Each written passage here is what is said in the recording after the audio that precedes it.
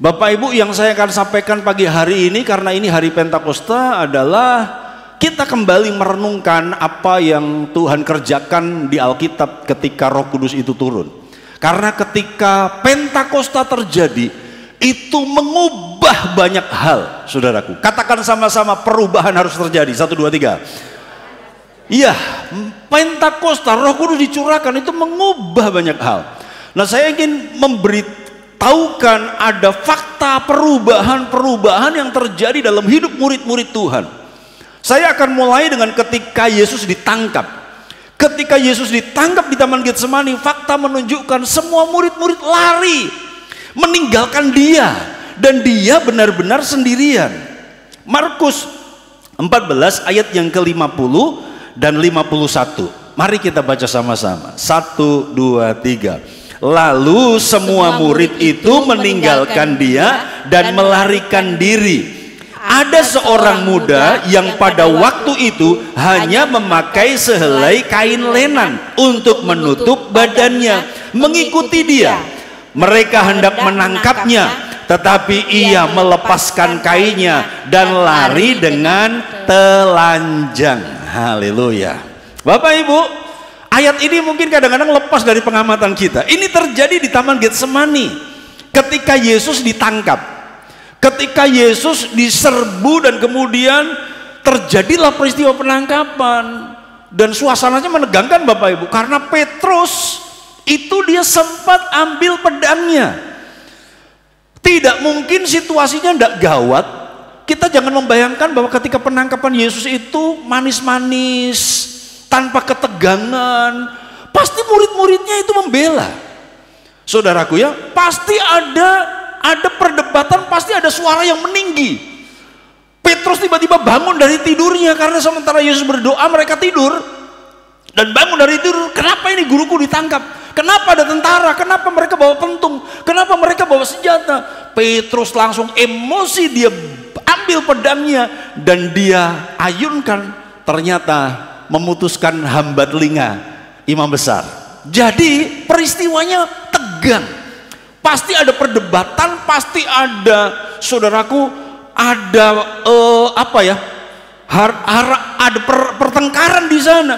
Dan kemudian dikatakan, singkat cerita, semua murid melarikan diri dan meninggalkan Yesus sendirian.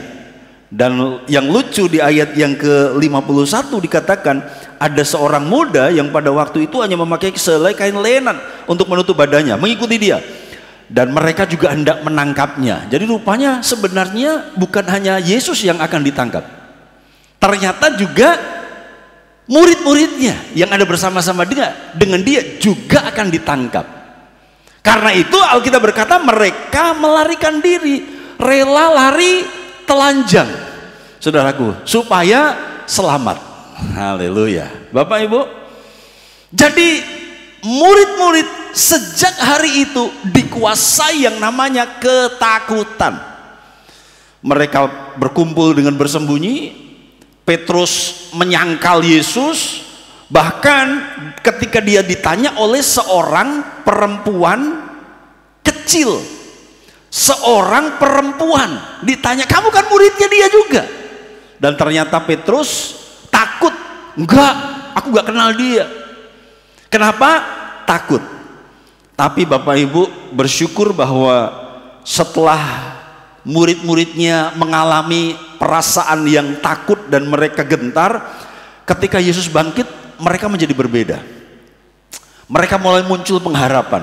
Dan sekarang ketika Roh Kudus dicurahkan, tambah beda lagi. Mari kita sekarang ke Kisah Rasul pasal yang kedua.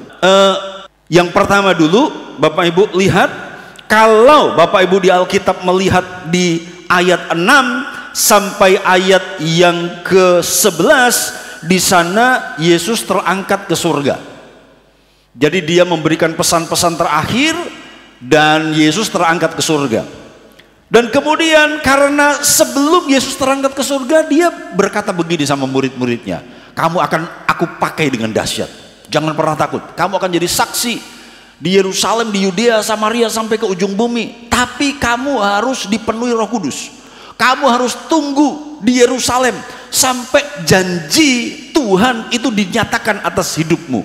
Jadi setelah Yesus naik ke surga, mereka nggak buru-buru melayani, mereka nggak buru-buru nginjil, tapi mereka berdoa 10 hari. Nah sekarang kita lihat ayat yang ke-12, Kisah Rasul 1 ayat yang ke-12. Rasul-rasul menanti-nanti, maka kembalilah rasul-rasul itu ke Yerusalem dari bukit yang disebut Bukit Zaitun, yang hanya seperjalanan sabat jauhnya dari Yerusalem. Jadi di Bukit Zaitun itu Yesus terangkat ke surga.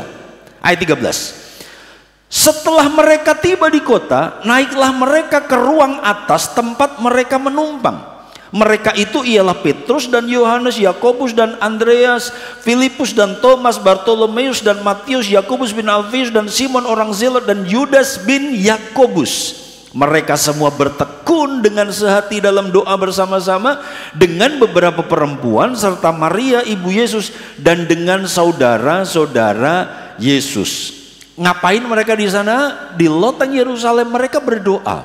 Karena Yesus sudah pesan, kalau aku sudah naik ke surga, aku menyediakan tempat bagimu, nanti aku akan kembali lagi dan kamu akan kupakai menjadi saksi, menjadi alat yang dahsyat. Tapi tunggu janjinya Tuhan sampai kamu dipenuhi dengan Roh Kudus. Lalu mereka taat, mereka pulang ke Yerusalem dari Bukit Zaitun setelah lihat Yesus terangkat ke surga, dan mereka berdoa selama 10 hari. Intinya pada hari yang ke-10 Roh Kudus dicurahkan. Itu pasal 2 ayat 1 sampai ayat 13, saudaraku. Nggak usah dibaca. Roh Kudus turun, mereka berbahasa roh, dan ada perubahan di dalam hidup Petrus. Bapak Ibu lihat, saya akan bacakan ayat 12 dan 13 dari pasal 2. Pasal 2 ayat 12 dan 13. Sementara semuanya berbahasa roh, di luar heboh, masyarakat, orang-orang berpikir bahwa mereka itu mabuk anggur manis. Ayat 12. Mereka semuanya tercengang-cengang dan sangat termangu-mangu sambil berkata seorang kepada yang lain, apakah artinya ini? Tetapi orang lain menyindir, mereka sedang mabuk oleh anggur manis. 14. Maka bangkitlah Petrus berdiri dengan ke-11 rasul itu, dan dengan suara nyaring ia berkata kepada mereka, hai kamu orang Yahudi dan kamu semua yang tinggal di Yerusalem, ketahuilah dan camkanlah perkataanku ini.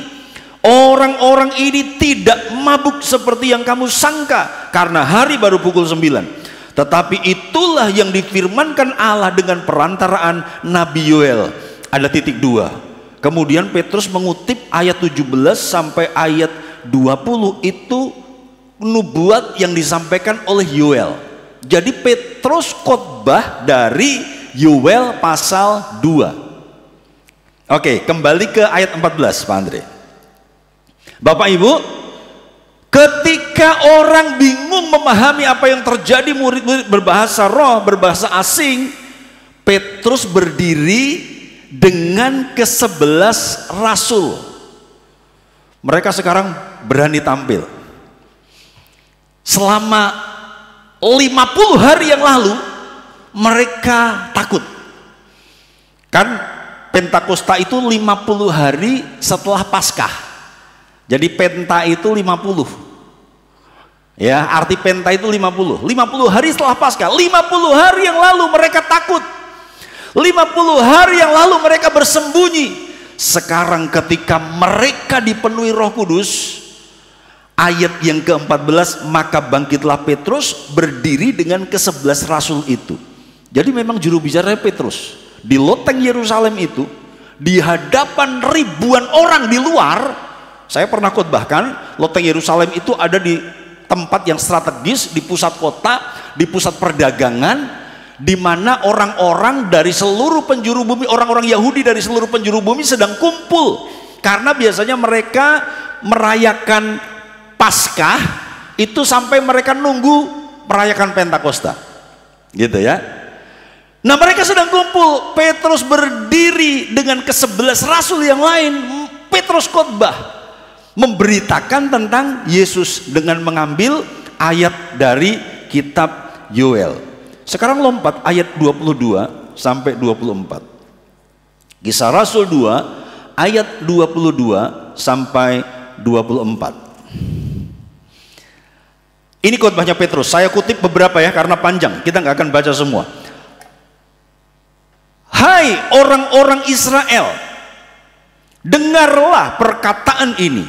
Yang aku maksudkan ialah Yesus dari Nazaret, seorang yang telah ditentukan Allah dan yang dinyatakan kepadamu dengan kekuatan-kekuatan dan mujizat-mujizat dan tanda-tanda yang dilakukan oleh Allah dengan perantaraan Dia di tengah-tengah kamu, seperti yang kamu tahu. Dia yang diserahkan Allah menurut maksud dan rencananya telah kamu salibkan dan kamu bunuh oleh tangan bangsa-bangsa durhaka.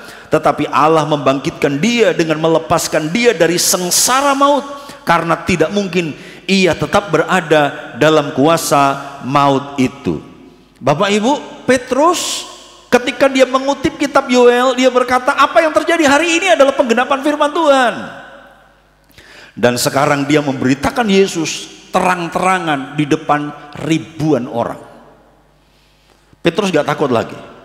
Jadi yang pertama, Roh Kudus atau peristiwa Pentakosta itu bisa mengubah seorang pribadi. Katakan sama-sama, mengubah pribadi. 1, 2, 3. Bapak Ibu, kalau hari ini engkau ingin sebuah perubahan terjadi di dalam dirimu, mari kita minta Roh Kudus berkarya lebih dalam hidup kita. Yang setuju katakan amin ya. Ada sebuah perubahan dari tadinya meninggalkan Yesus ketika situasinya menegangkan, dan kemudian Petrus menyangkal Yesus. Sekarang dia berdiri mewakili teman-temannya 11 rasul dan dia berkhotbah di hadapan ribuan orang, dan dia memberitakan, dia katakan Yesus itu sudah kamu salibkan. Jadi dia menegur orang-orang yang dia khotbahi, Yesus itu sudah kamu salibkan. Dia dengan berani mengakui bahwa Yesus itu disalibkan oleh mereka. Lompat ayat 32. Bapak Ibu, lompat. Ayat 32. Udah ya? Saya bacakan. Yesus inilah yang dibangkitkan Allah, dan tentang hal itu kami semua adalah saksi. Dan sesudah ia ditinggikan oleh tangan kanan Allah dan menerima Roh Kudus yang dijanjikan itu, maka dicurahkannya apa yang kamu lihat dan dengar di sini. Lompat ayat 37. Ayat 37. Ketika mereka mendengar hal itu, hati mereka sangat terharu. Lalu mereka bertanya kepada Petrus dan rasul-rasul yang lain, apakah yang harus kami perbuat, saudara-saudara? Jawab Petrus kepada mereka, bertobatlah dan hendaklah kamu masing-masing memberi dirimu dibaptis dalam nama Yesus Kristus untuk pengampunan dosamu, maka kamu akan menerima karunia Roh Kudus. Jadi Bapak Ibu perhatikan, Petrus sekarang membuat orang-orang terharu, bukan karena dia, tapi karena roh yang mengurapi dia, roh yang bekerja di dalam dia, sehingga dia punya keberanian, dan keberaniannya itu diurapi. Bapak Ibu, katakan kanan kirimu, kita perlu keberanian yang diurapi. 1, 2, 3. Haleluya. Di Taman Getsemani, Petrus mengandalkan keberanian manusiawinya. Beda ya. Loh, di Taman Getsemani dia berani loh. Ketika orang banyak nangkep Yesus, dia ambil pedang dan kemudian dia ayunkan pedangnya. Saya selalu berkata begini, yang putus telinga hamba imam besar. Tapi saya mau bilang begini, saya selalu berulang-ulang pemahaman ini. Kira-kira apakah benar Petrus hanya ngarah telinga? Benar gak saudara, kalau orang marah lalu ambil pedang lalu tak potong telingamu ya, gitu saudaraku? Pernah Bapak Ibu lihat orang berkelahi pakai pedang, pakai pisau, dan kemudian yang diarah tak potong telingamu ya? Bapak Ibu, orang kalau emosi, orang kalau udah marah, yang diarah pasti bagian yang vital. Petrus emosi lihat gurunya ditangkap, dia ambil pedang, saya percaya dia ndak ngarah telinga. Ngapain saudaraku pakai pedang untuk ngarah telinga?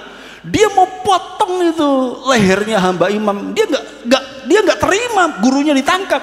Dia emosi, dia ambil pedang, dia arah lehernya, atau dia mungkin mau tusuk, tapi hamba imam besarnya saya percaya menghindar, refleks, yang kena telinganya. Tapi Petrus berani loh saudaraku. Tapi beraninya karena pedang, beraninya karena ada senjata, beraninya karena keberanian natural, keberanian emosional. Dan toh pada akhirnya Alkitab mencatat dia lari juga, ya kan?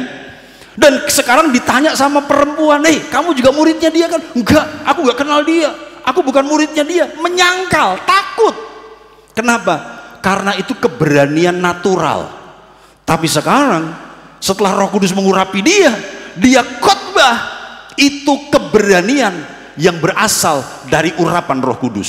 Bapak Ibu, perlu kita memiliki keberanian yang kemudian diurapi oleh Tuhan untuk menyatakan kebenaran. Dan Alkitab berkata, mereka terharu, ayat 37. Dan kemudian mereka berkata, apa yang harus kami perbuat saudara-saudara? Baru ayat 38 dia berkata, bertobat dan dibaptis untuk pengampunan dosamu. Nah sekarang kita lihat ayat 40 dan 41. 40. Dan dengan banyak perkataan lain lagi ia memberi suatu kesaksian yang sungguh-sungguh, dan ia mengecam dan menasihati mereka, katanya, berilah dirimu diselamatkan dari angkatan yang jahat ini. 41, mari kita baca sama-sama, 1, 2, 3. Orang-orang yang menerima perkataannya itu memberi diri dibaptis, dan pada hari itu jumlah mereka bertambah kira-kira 3.000 jiwa. Yang meresponi berita pertobatan dan baptisan Yesus yang dikhotbahkan Petrus adalah 3.000 orang, 3.000 jiwa. Artinya saya percaya yang dengar lebih dari 3.000.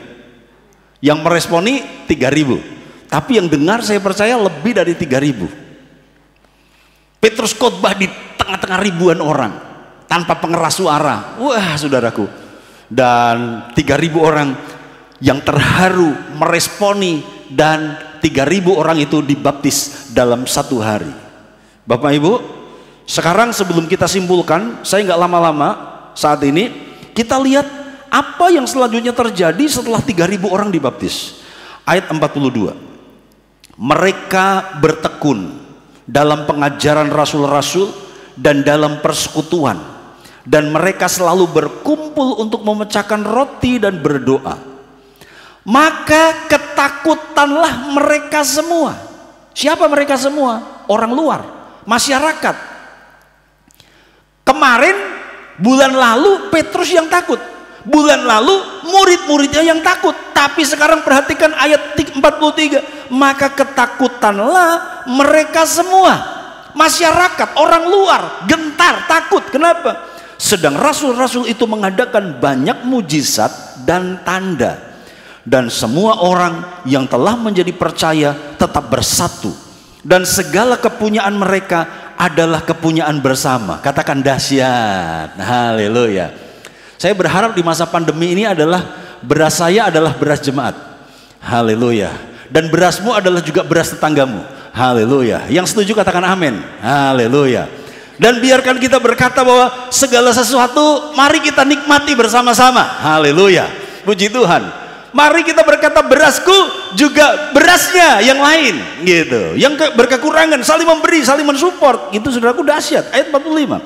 Dan selalu ada dari mereka yang menjual harta miliknya lalu membagi-bagikannya kepada semua orang sesuai dengan keperluan masing-masing. Dengan bertekun dan dengan sehati mereka berkumpul tiap-tiap hari dalam bait Allah. Mereka memecahkan roti di rumah masing-masing secara bergilir dan makan bersama-sama dengan gembira dan dengan tulus hati. Ini perjamuan kudus tapi di rumah masing-masing, karena 3.000 orang, nggak ada tempat yang bisa muat 3.000 orang, sehingga dipecah-pecah di kelompok kecil di rumah masing-masing. Saudaraku, mereka perjamuan kudus. Nah minggu depan kita perjamuan kudus ya. 47 kita baca sama-sama.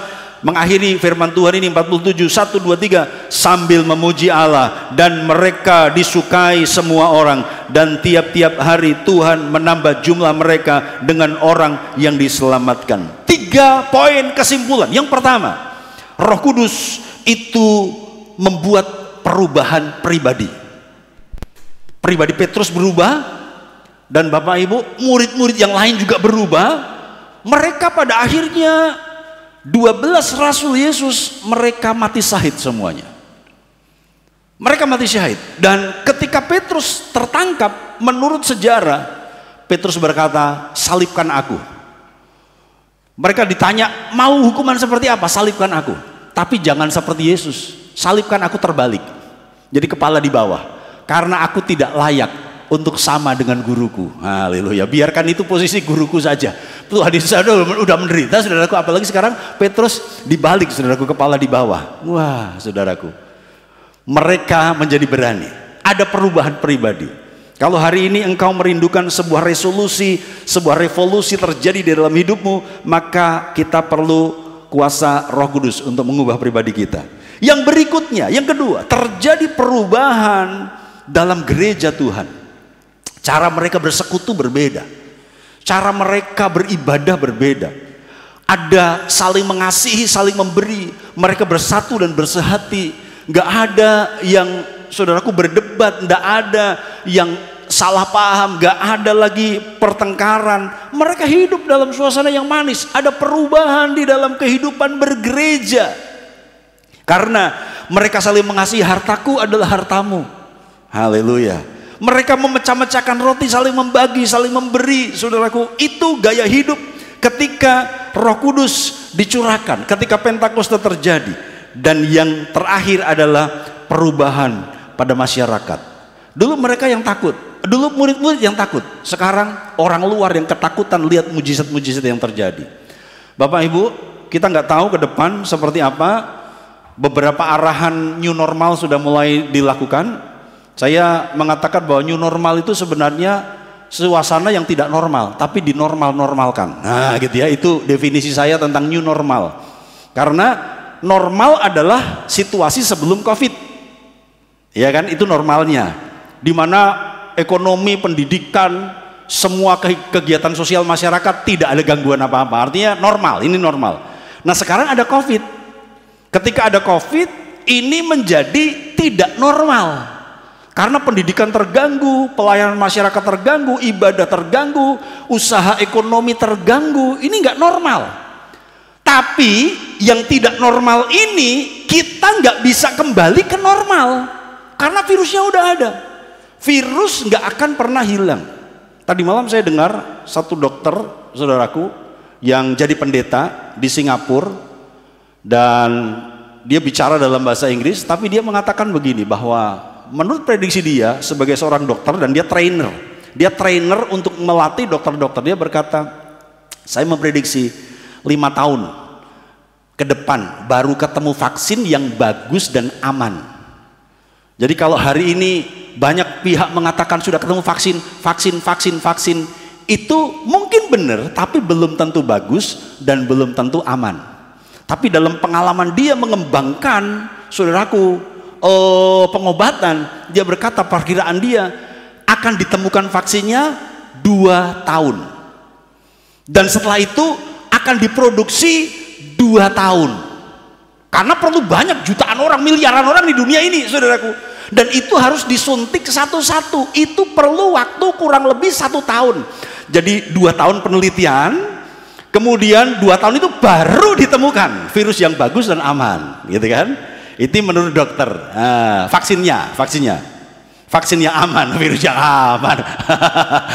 Saudaraku, 2 tahun baru ditemukan vaksin yang bagus dan aman, begitu kan? Kemudian 2 tahun perlu produksi untuk seluruh umat manusia, dan 1 tahun untuk nyuntik satu-satu, saudaraku. Haleluya. Jadi Bapak Ibu, kita nggak pernah tahu, new normal sudah diberlakukan, ibadah sudah boleh dibuka lagi, tapi dengan protokoler.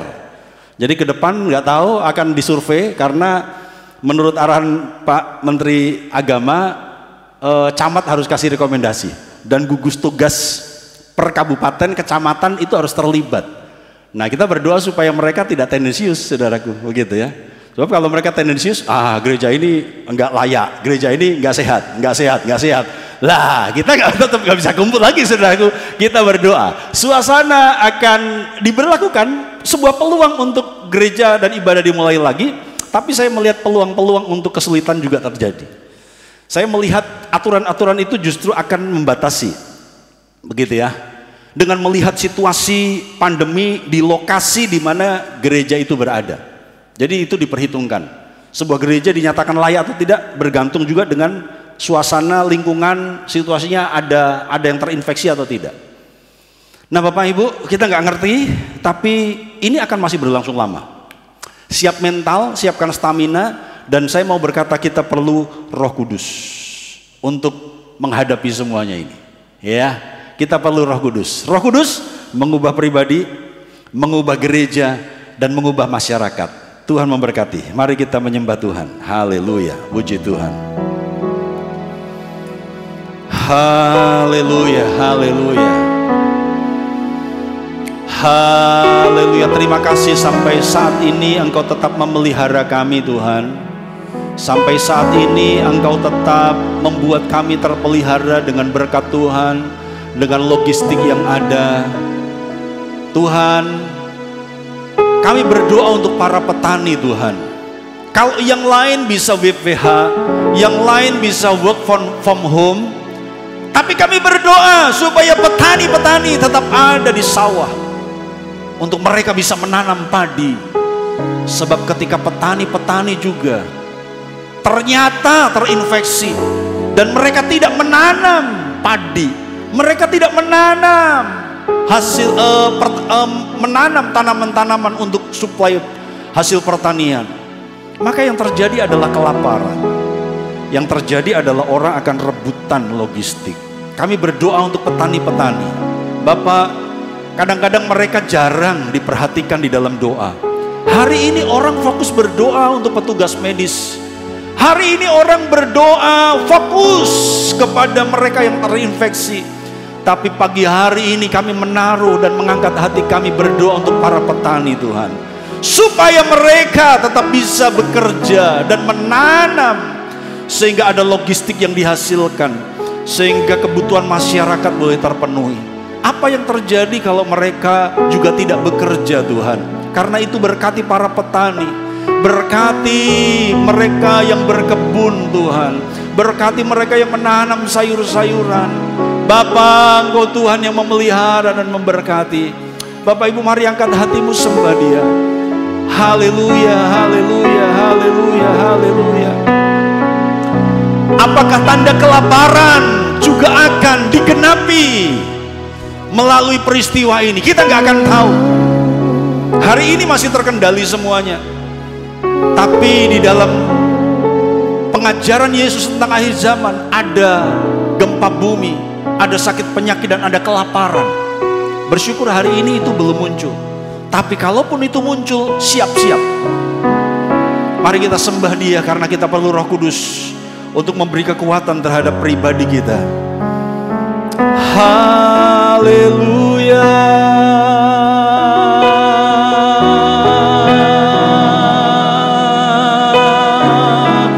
Jamalah kami Tuhan.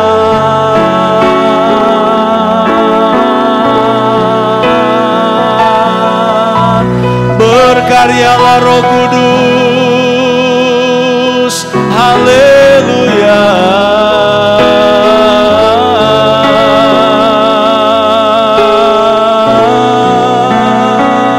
Engkau baik Tuhan.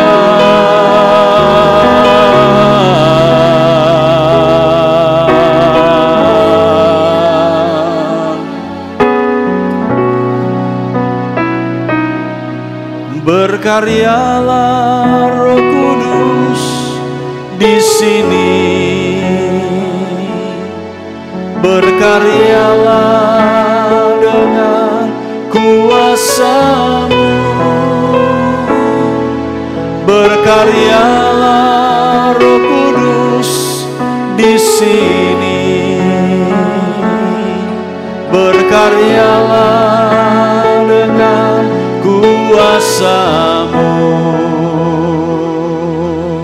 Jadikan ini doa kita. Biarkan dia berkarya di dalam hidup kita. Sebelum dia mengubah apa yang ada di luar kita, biarkan perubahan itu terjadi di dalam kita terlebih dahulu. Ketika Petrus mengalami perubahan yang ada di dalam hidupnya, dia baru bisa mengubah orang lain. Dia baru bisa mengubah situasi, lingkungan, masyarakat, komunitas, saudara seiman. Mari pagi hari ini, di hari Pentakosta ini, mari biarkan kita kembali kepada karya Roh Kudus. Tidak mengandalkan keberanian natural kita, tidak mengandalkan keberanian emosional kita, tetapi biarkan kita masuk dalam keberanian yang diurapi oleh Tuhan. Sama-sama nyanyikan, berkaryalah Roh Kudus. Berkaryalah Roh Kudus di sini. Berkaryalah dengan kuasa-Mu. Berkaryalah Roh Kudus di sini. Berkaryalah dengan kuasa-Mu.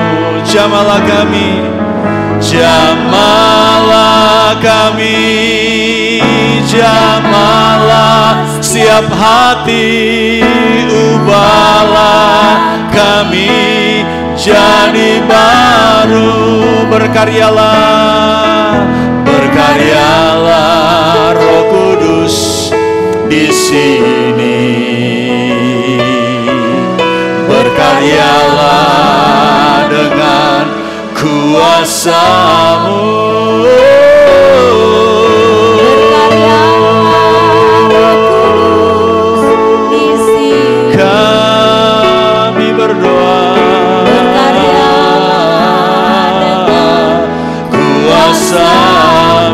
Jamah kami, jamahlah kami, jamahlah setiap hati, ubahlah kami jadi baru. Ubahlah kami Bapa, ubahlah kami Bapa, bentuklah kami Bapa, jadikan kami sesuai dengan firman-Mu. Ubahlah kami Bapa, bentuklah kami Bapa, jadikan kami sama seperti Yesus. Ubahlah kami, ubahlah kami Bapa, bentuklah kami Bapa, jadikan kami sesuai dengan firman-Mu. Ubahlah kami Bapa, bentuklah kami Bapa, jadikan kami sama seperti Yesus. Singer saja dan jemaat nyanyikan pujian ini. Berkaryalah Roh Kudus.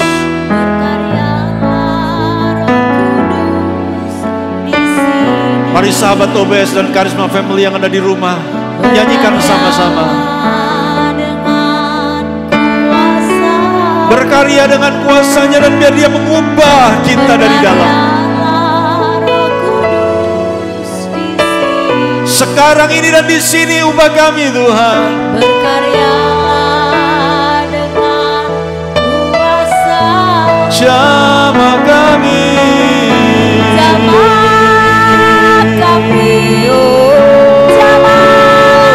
setiap hati, ubahlah kami jadi baru. Mari kita berdiri bersama-sama. Ubahlah kami Bapa, ubahlah kami Bapa, bentuklah kami Bapa, jadikan kami sesuai dengan firman-Mu. Ubahlah kami Bapa,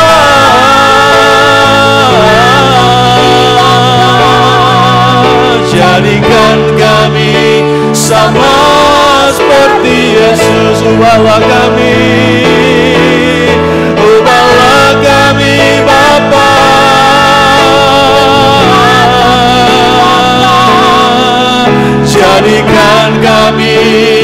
sesuai dengan firman-Mu. Ya Bapa, ubah kami. Kekuatan yang baru, kekuatan yang baru. Urapan-Mu mengubah sama seperti Yesus. Mari angkat tangan kita, katakan ubah. Ubahlah kami Bapa.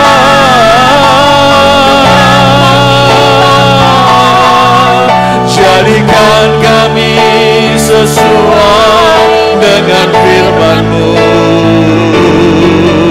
Ubahlah kami Bapa.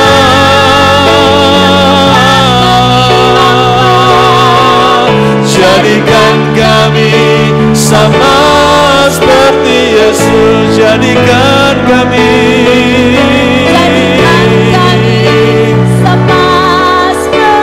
Jadikan kami Tuhan sama seperti Yesus. Mari kita sembah Dia. Haleluya.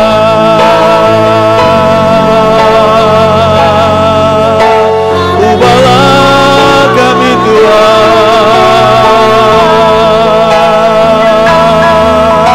Roh Kudus penuhi kami Tuhan. Haleluya, haleluya.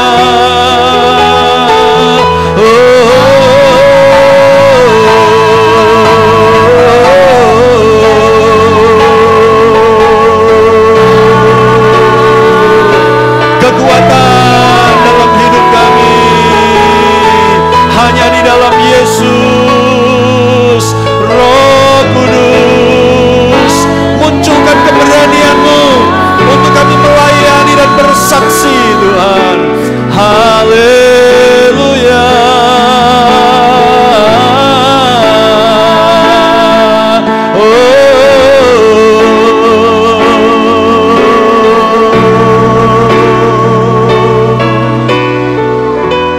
Terima kasih Tuhan. Bapak Ibu Saudaraku, saya ingin berkata bahwa ketakutan itu menular, tetapi keberanian itu juga menular. Ketika engkau takut, maka engkau bukan hanya engkau sendiri yang takut, tetapi orang-orang di sekelilingmu yang takut. Dan kalau engkau ingin melihat keluargamu diubahkan, biarkan perubahan itu mulai dari pribadimu. Kalau engkau ingin melihat komunitas di sekelilingmu diubahkan Tuhan, karyawan-karyawan, pegawai-pegawaimu, orang yang ada di bawahmu, mereka menjadi bersemangat dan berani. Perubahan harus mulai terjadi dalam hidup kita secara pribadi. Tuhan, ubahkan kami seperti Petrus, dan biarkan kami tidak mengandalkan kekuatan kami sendiri. Biarkan kami tidak bermain pedang, biarkan kami tidak memainkan fasilitas jasmani, tetapi kami hanya mengandalkan Tuhan saja. Terima kasih Tuhan. Terima kasih Tuhan. Terima kasih Bapa, berkati umat-umat Tuhan. Sebab di saat badai bergelora, kami akan terbang bersama-sama dengan Tuhan. Terima kasih Tuhan. Di saat badai bergelora, ku akan terbang bersamamu. Bapa, Kau Raja atas semesta, ku tenang sebab Kau Allahku. Di saat badai bergelora, kami percaya perlindungan-Mu. Ubah kami, ubah masyarakat kami, ubah komunitas kami. Bapa, Kau Raja atas semesta,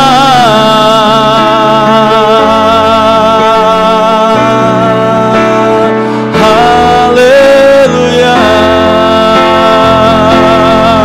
Sekali lagi, di saat badai bergelora, mari terbang umat Tuhan, mari bergerak umat Tuhan.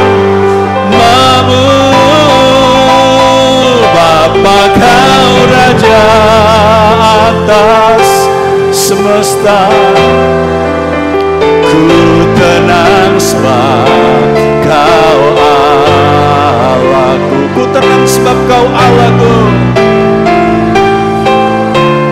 Kau Allahku, ku tenang sebab Kau Allahku. Kau Allahku. Bapa, hamba-Mu berdoa supaya Pentakosta itu kembali terjadi. Dan walaupun kami terpisah satu dengan yang lain, tetapi persekutuan kami semakin erat. Kami bersehati, kami berdoa, kami saling memberi, kami saling memperhatikan, kami memberitakan Injil, dan biarkan mujizat itu terjadi Tuhan. Bapa, hamba-Mu berdoa buat setiap umat-umat Tuhan. Biarkan di saat yang sulit seperti ini, mereka bukan meratapi situasi, tetapi mereka bergerak di dalam kuasa Roh-Mu. Dan mereka menjadi alat mujizat Tuhan. Mereka tidak lemah, tetapi mereka kuat. Bagaimana bangsa kami akan dikuatkan kalau kami sendiri lemah?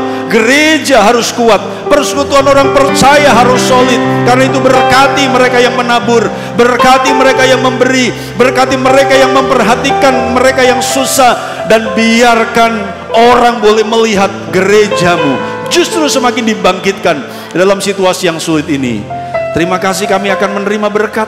Angkat tangan-Mu. Sekarang terimalah berkat anugerah dari Allah Bapa, kasih sayang anaknya yang tunggal, persekutuan Roh Kudus. Dan terimalah keberuntungan yang ajaib, terimalah keberhasilan yang maksimal, terimalah perlindungan yang sempurna. Dan biarkan itu memelihara roh jiwa tubuhmu sempurna, tak bercacat, sampai Yesus datang menjemput gereja. Dalam berkat nama Tuhan Yesus Kristus, haleluya, amin. Tuhan memberkati, shalom, berkat dalam.